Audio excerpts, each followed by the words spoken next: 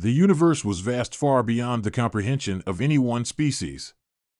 Billions of galaxies swirled in a never-ending dance, each filled with countless planets, stars, and civilizations. Some were peaceful and diplomatic, while others reveled in the chaos of conquest and war.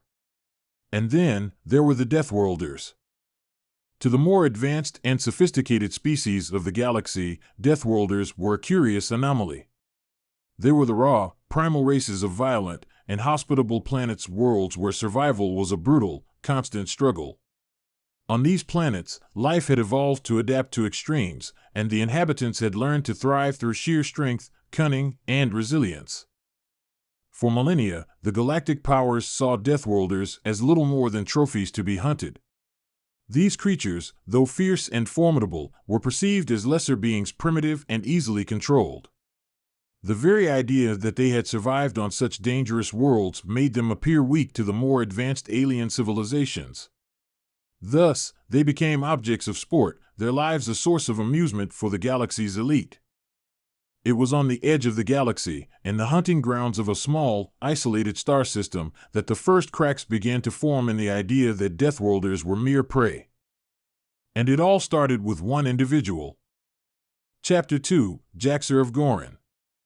Jaxer was an elite hunter from the Callus, an ancient and highly advanced species known for their ruthless efficiency and unrivaled technological superiority. The Callus, with their long lifespan and virtually invulnerable bodies, had built a reputation across the galaxy as the finest hunters. For centuries, they had prowled the stars, capturing and killing the galaxy's most dangerous species for sport. And there was no more coveted trophy than a Deathworlder. On one of his many hunting expeditions, Jaxer found himself on a distant planet called Gorin, a harsh world where the landscape was dominated by towering mountains, vast deserts, and dense jungles filled with predators. The planet was home to the Earthians, a species of Deathworlders renowned for their strength and resourcefulness. They had evolved on a planet that was nearly uninhabitable, constantly battling against extreme weather, seismic activity, and ravenous creatures. Their survival instinct was unparalleled, their combat skills legendary. Jaxer's mission was simple: capture a Earthian alive, bring it back to Callus space, and display it in the great arena for the pleasure of his people. The hunt began like any other. Jaxer landed on the planet, his high-tech equipment and drones scanning for signs of life. He soon found what he was looking for: an adult Earthian moving through the jungle, its muscular body seemingly unaffected by the difficult terrain.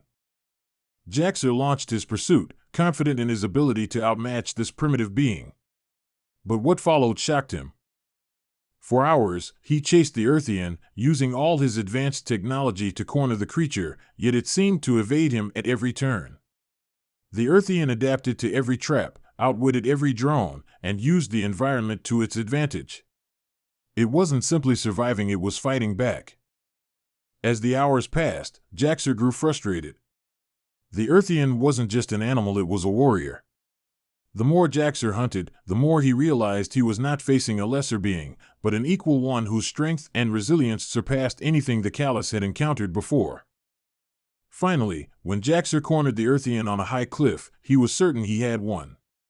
The Earthian, battered and bloodied, stood with its back against the edge, yet it refused to surrender.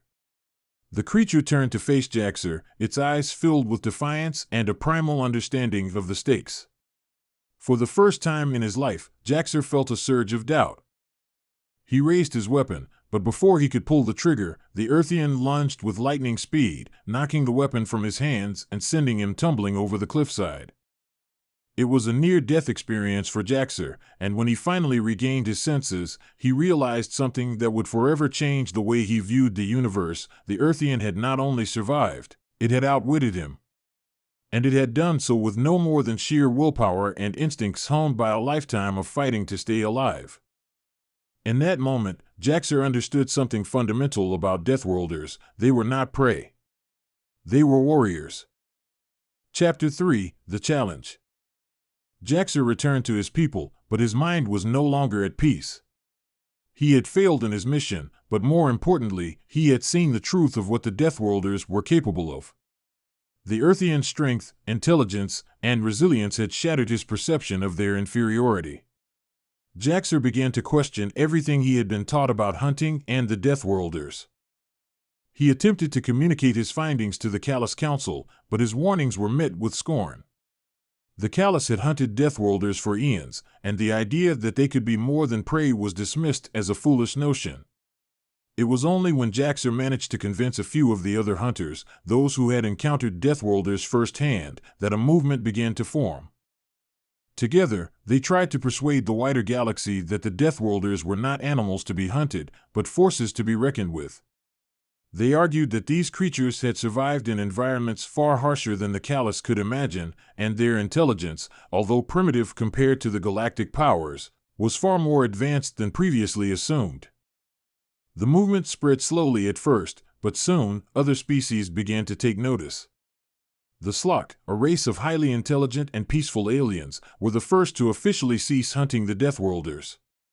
Their decision was based on the idea that no species should be judged solely on their survival instincts, but on their potential for growth and mutual understanding. They offered sanctuary to several Deathworlder species on their planet, encouraging peaceful interaction and the sharing of knowledge. Meanwhile, the Earthians, unaware of the shift in galactic perceptions, continued to thrive on their brutal world. But as more and more alien species recognized the necessity of respecting Deathworlders, other races began to follow suit.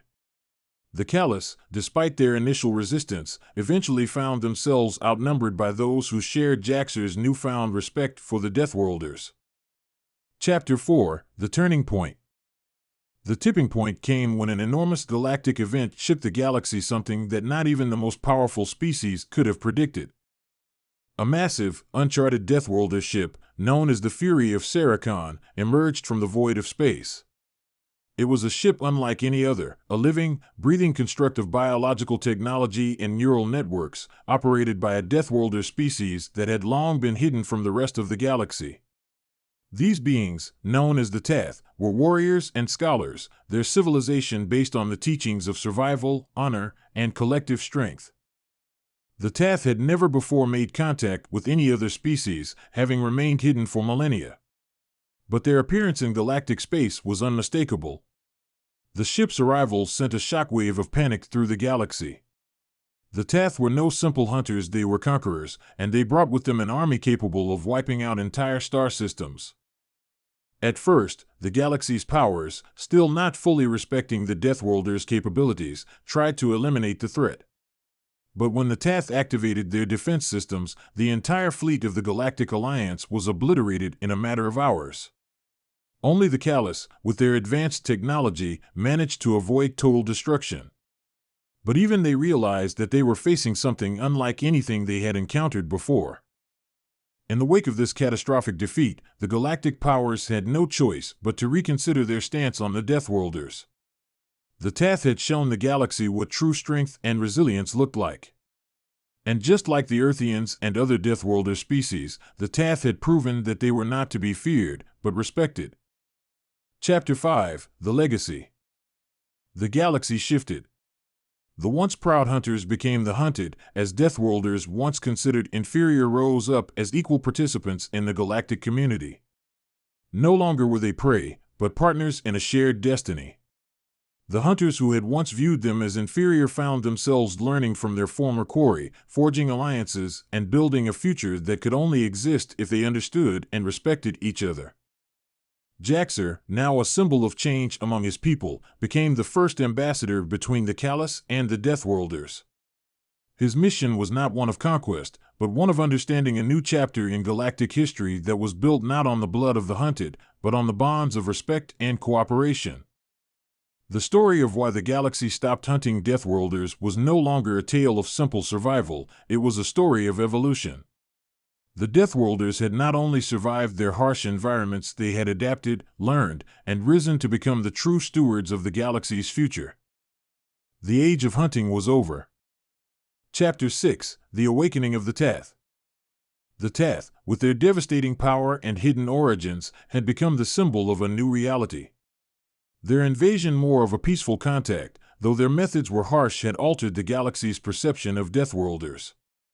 They weren't just ferocious predators or isolated primitives anymore. They were powerful, intelligent, and capable of incredible things. Jaxer, now tasked with representing the Callus in the burgeoning alliance of Deathworlder species, found himself in a delicate position. The Callus had long prided themselves on being the pinnacle of evolution in the galaxy, but the rise of the Deathworlders had challenged this belief. What had started as an individual awakening on Jaxer's part had now evolved into a galaxy-wide paradigm shift. The Teth, after obliterating the fleet of the Galactic Alliance and revealing their power, had made it clear that they would no longer remain in the shadows. They had spent millennia in isolation, perfecting their society, their art of war, and their understanding of the universe. Now they were ready to engage, but on their terms. The galaxy would either evolve with them or risk being left behind. Jaxer was assigned to a special diplomatic mission to the Tath's homeworld, a planet called Zaltek. It was a place so alien, so outside the scope of the known galaxy, that even the Callus were hesitant to visit. The planet was covered in dense jungles and massive crystalline structures that rose from the ground like towering skyscrapers. The Tath had built their civilization not through traditional technology, but by fusing organic material with their environment, creating a seamless integration between biology and architecture. The journey to Zaltek was a long one, but when Jaxer finally arrived, he was met by a Tath envoy, an immense creature, nearly 7 meters tall, covered in shimmering scales that changed color like a living chameleon. It spoke not with words, but through thoughts, a telepathic communication that reverberated deep within his mind. "You are the first Callus to come here willingly," the voice echoed in his mind, soothing yet stern. "Tell me, Hunter, why have you come?" Jaxer stood tall, his usual arrogance replaced by a quiet humility. "I come not as a hunter, but as a student," he said, his voice unsteady but sincere. "The galaxy has misunderstood your kind, and I have come to learn." The Tath stared at him for a long moment, then nodded, as though recognizing the shift within him. "You seek knowledge, but knowledge comes at a cost. If you wish to learn, you must be prepared to see the universe through a different lens." Jaxer accepted the challenge, knowing this would be the first step toward truly understanding the Tath and, by extension, the Deathworlders as a whole. Chapter 7: Unveiling the Truth. In the weeks that followed, Jaxer was given a first-hand look at Tath society. It was unlike anything he had ever encountered. The Tath didn't rely on machines or artificial intelligence in the same way the Callus did. Instead, they had evolved a deep connection with their environment, using bioengineering to shape their world to their needs. Their cities were living organisms, constantly growing and adapting, and their people had developed advanced abilities to commune with their surroundings. One day, Jaxer was taken to the heart of Tath culture, their library, a vast, pulsating network of crystalline structures that stored the collective knowledge of their species. But it wasn't just a repository of data, it was alive, each crystal connected to a living, sentient organism that could impart knowledge directly to the mind of the seeker. Jaxer stepped inside, his senses overwhelmed by the sheer magnitude of the place. He was led to a central pillar, a massive structure that glowed with an ethereal light. A Tath elder approached him, a being whose body seemed to ripple with energy, its presence filling the room. "The true nature of the Deathworlders is not simply survival," the elder began, their voice resonating in Jaxer's mind. "It is about adaptation, transformation, and a deep connection with the essence of life itself. To understand us, you must first understand the chaos that created us." Jaxer listened intently, the weight of the elder's words sinking in. He was learning not just about the Tath, but about the fundamental nature of Deathworlders, their ability to evolve, to adapt, to become something more in the face of adversity. In the archives, Jaxer uncovered stories of ancient battles, of Deathworlders who had fought not just to survive, but to transcend their circumstances. The Tath were not a race born out of destruction or savagery, as many had thought. They were a people born out of necessity, a species that had been forced to evolve into something capable of surviving against impossible odds. But there was more.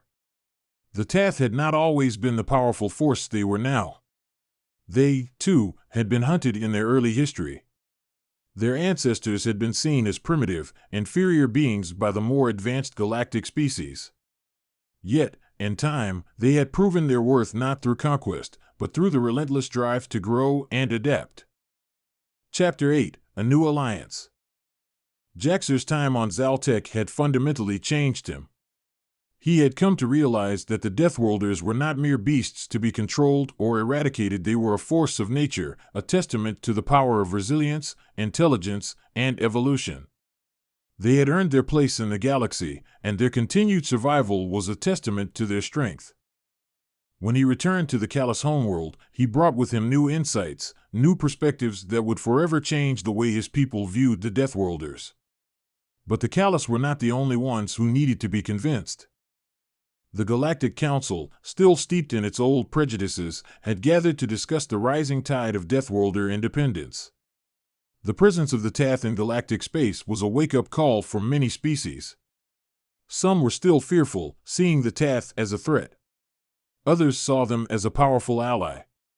But what was clear was that the galaxy could no longer ignore the presence of these incredible beings.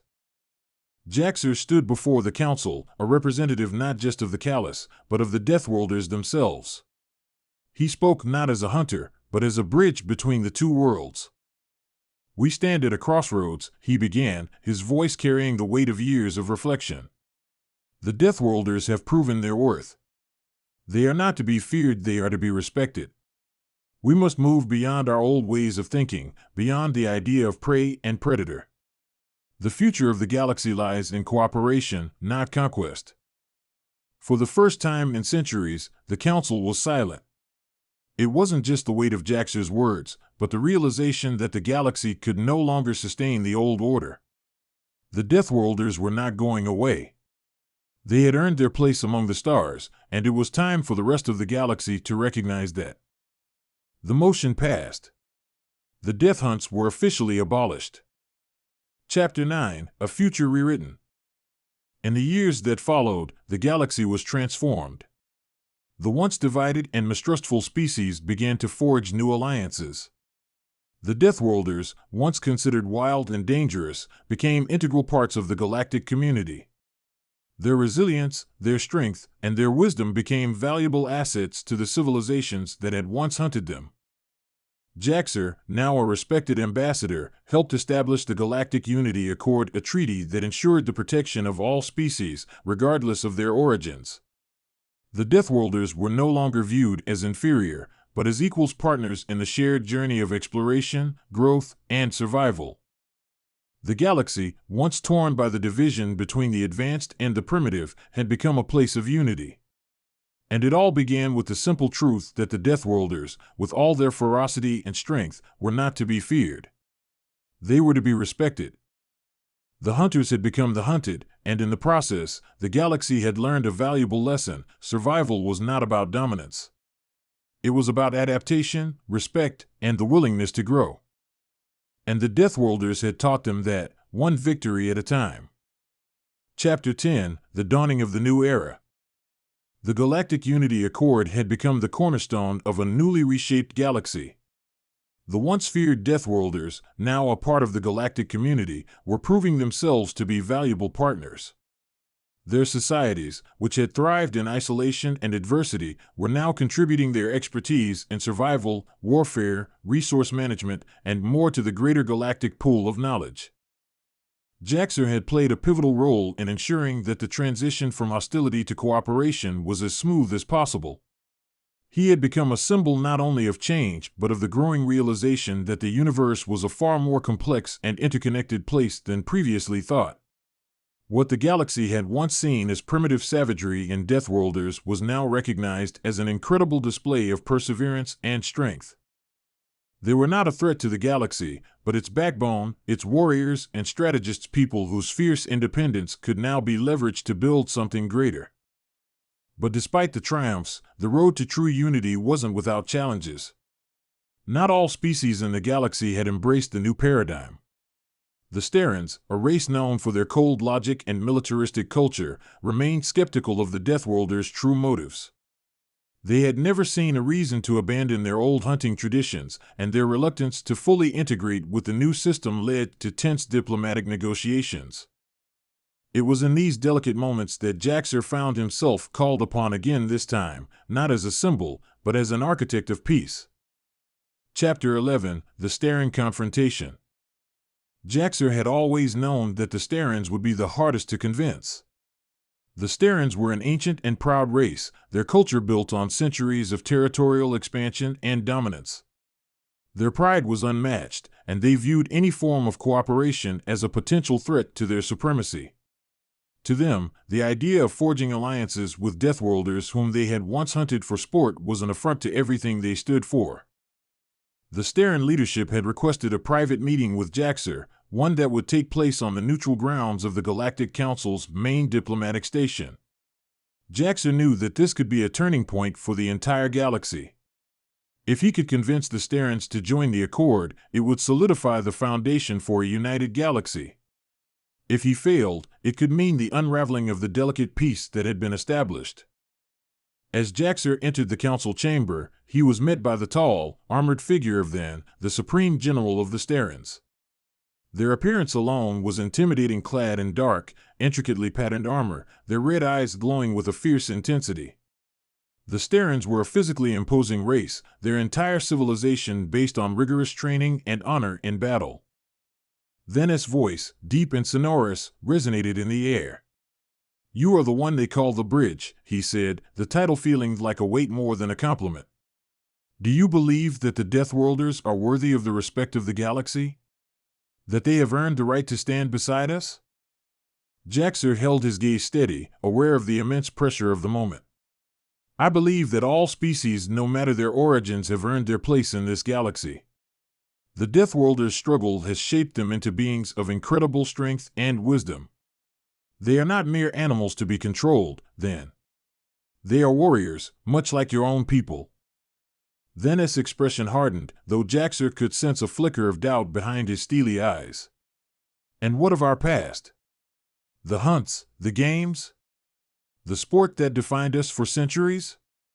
Are you suggesting that we simply forget that legacy? The death of your kind of the Callus is but one chapter in the history of this galaxy."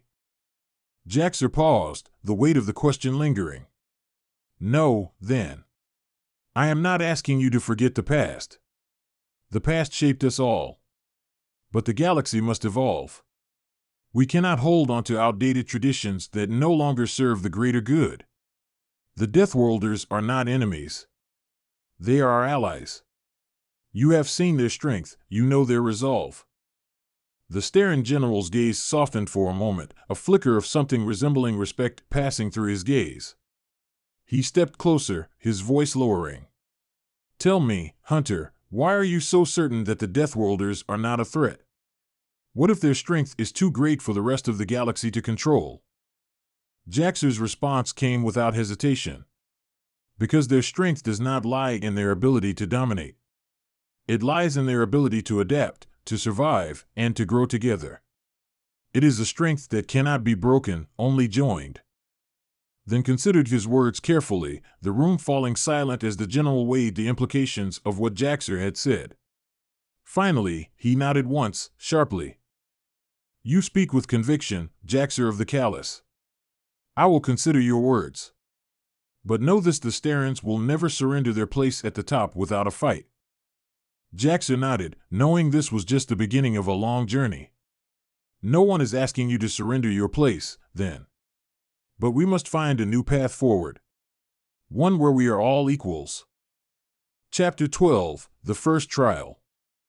In the following months, the Starans slowly began to see the value in cooperation with the Deathworlders, though their pride still made the process difficult. Then, however, emerged as a key figure in the negotiations.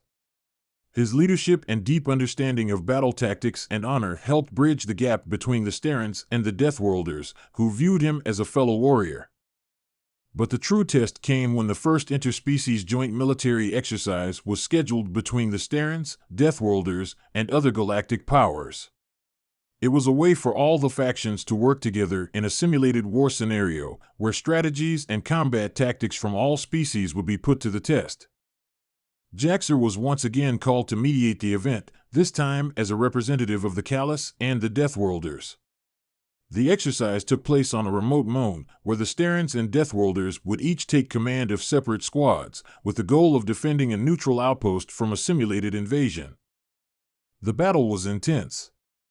The Sterans, with their superior military discipline, proved to be excellent strategists, while the Deathworlders brought a wild, unpredictable edge to the fight. Their tactics were unorthodox, often catching the Sterans off guard, but always with an uncanny precision that suggested they had anticipated every move. The joint forces, led by Jaxer and Than, adapted quickly to each other's strengths and weaknesses, learning to combine their different approaches into one cohesive force. In the final moments of the exercise, the two forces stood victorious, their combined tactics overwhelming the invaders. The Deathworlders' ability to think on their feet, to adapt in the chaos of battle, had complemented the Sterans' calculated precision. The result was an undeniable success. When the battle ended, the commanders stood side by side, surveying the victory. Then turned to Jaxer with an approving nod. "This is the future," he said, his voice filled with an uncharacteristic warmth. "Not one of domination, but of cooperation. Perhaps you were right, Jaxer. Perhaps there is more strength in unity than in division." Chapter 13: The Long Road Ahead. The joint exercise was a turning point, but the galaxy's journey toward true unity was far from complete. New challenges arose as species with less understanding of the Deathworlders and their capabilities began to question the newfound peace. The question remained, could the Deathworlders truly be trusted?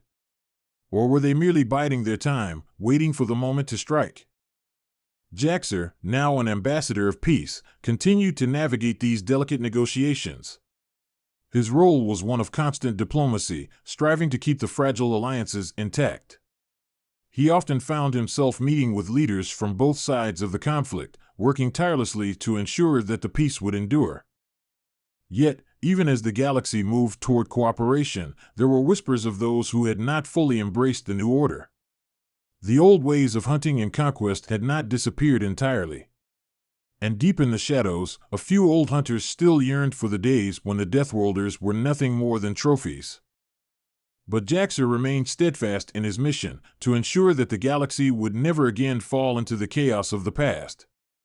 The Deathworlders had earned their place not just as survivors, but as equals, and the galaxy would be better for it. The stars had changed, and so had the people who lived beneath them. The day would come when the old scars of the past were fully healed, and when the galaxy would truly be united. But until then, Jaxer would continue to fight not with weapons, but with words and understanding, because he knew the most powerful weapon in the galaxy was respect. Chapter 14: The Shadow of Rebellion. Though the galaxy was now united under the Galactic Unity Accord, old resentments and ancient rivalries still simmered beneath the surface. Not every species was thrilled with the growing influence of the Deathworlders, nor with the necessity of forging alliances with them. The Teth, for all their strength, had become a looming presence in galactic politics. The Sterans, though willing to cooperate, could not entirely abandon their belief in their own supremacy. There were those who feared that the Deathworlders, now acknowledged as allies, might one day rise to dominate the galaxy as their predecessors had. In the far reaches of the galaxy, an underground faction known only as the Forgotten had begun to stir. They were a loose collection of former hunters, dissidents, and ultra-nationalist groups who rejected the Accord and saw the Deathworlders rise as a dangerous shift in the balance of power. They had once thrived on the belief that the Deathworlders were little more than prey, but now they found their worldview shaken. Their movements were clandestine, operating in the shadows, but their influence was growing. It was only a matter of time before they would make their move. Jaxer had sensed something amiss during the diplomatic meetings and joint exercises. The unity seemed fragile, the optimism too perfect. He knew that a united galaxy required more than just political agreements. It required genuine trust, which had not yet fully been established. To truly build a lasting peace, they would need to address the factions still living in the past, still clinging to the belief that the Deathworlders were beneath them. Jaxer's warning came too late.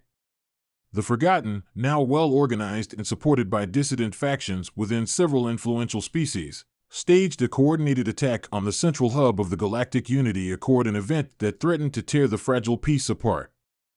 Chapter 15: The Fall of Unity. The attack on the Galactic Unity Accord's capital came swiftly.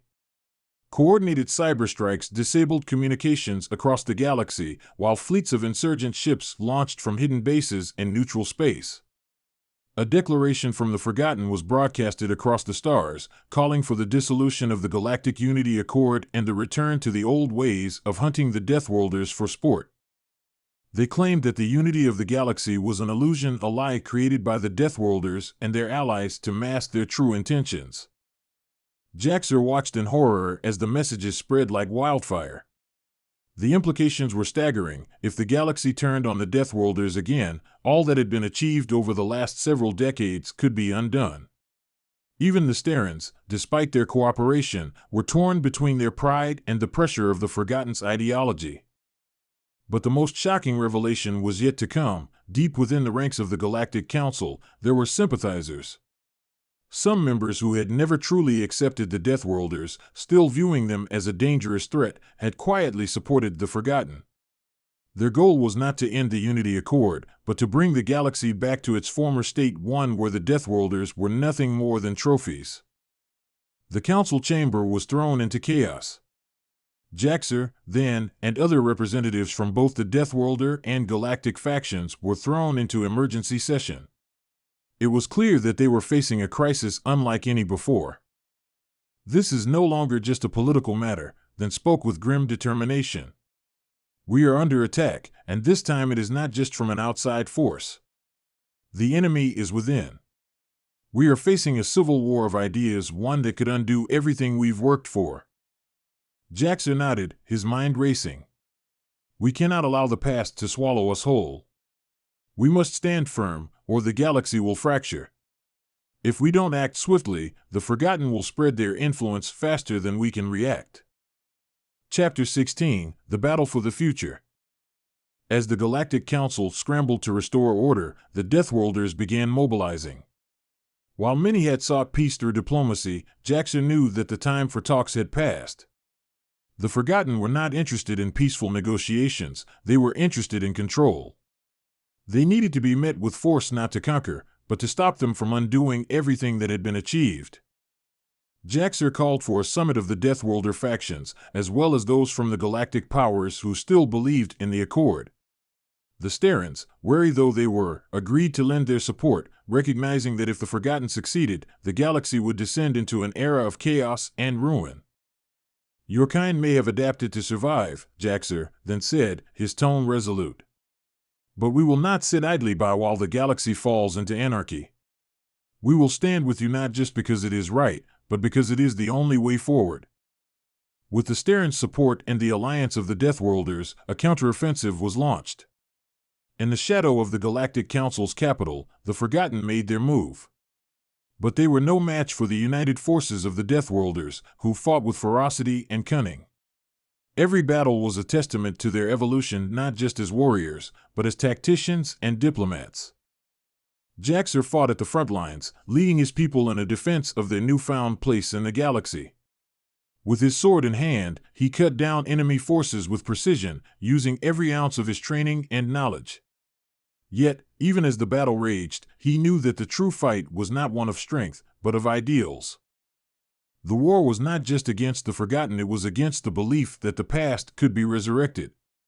It was a battle for the future, one where the Deathworlders would either rise as equals or fall back into the shadows. Chapter 17: The Final Confrontation. The decisive battle came when Jaxer and then led a final assault against the Forgotten stronghold, a massive, fortified space station located at the heart of neutral space. It was here that the leaders of the rebellion had gathered, hiding behind layers of encryption and military fortifications. As Jaxer's fleet descended upon the station, he felt the weight of every decision he had made. Every step, every diplomatic word had led to this moment. It wasn't just about defeating an enemy, it was about proving that the galaxy's future could be built on unity, not division. Then, as fleet, with its disciplined Starin warriors and the chaotic, unpredictable forces of the Deathworlders, stormed the station in a coordinated assault. The battle was intense, with heavy losses on both sides. The Forgotten, despite their numbers, could not match the combined might of those who had adapted to survive on the galaxy's harshest worlds. In the final chamber of the station, Jaxer confronted the leader of the Forgotten, an old callous aristocrat who had long rejected the unity of the Accord. The confrontation was heated, their words clashing as fiercely as their blades. But in the end, Jaxer's understanding of survival, adaptation, and respect proved to be more than just a philosophy. It was the key to victory. "You misunderstand," Jaxer said, standing tall as the rebel leader fell before him. "The past does not define us. Our future is ours to create. The galaxy will not be ruled by those who cling to old wounds." With the leader of the Forgotten defeated, the rebellion crumbled. The remnants of the insurgency scattered, their ideals shattered by the overwhelming force of the united Deathworlders and their allies. Chapter 18: A New Dawn. In the aftermath of the battle, Jaxer returned to the Galactic Council, bruised but unbroken. The victory had come at a great cost, but the galaxy stood united. The Forgotten's influence had been vanquished, and the Deathworlders, once seen as nothing more than prey, had once again proven their worth. Then stood by Jaxer's side as they addressed the council, now more determined than ever. "The struggle is never truly over," Jaxer said, his voice steady. "But we have proven that unity is not just a dream. It is a reality." The galaxy was not perfect. There would always be those who sought to tear it apart. But as long as the Deathworlders stood together with the other species, the dream of a united galaxy could endure. And so, the Deathworlders, once feared and hunted, became the stewards of the galaxy's future. Together with their allies, they forged a new era, one where respect, adaptation, and strength were the foundations upon which the galaxy would build.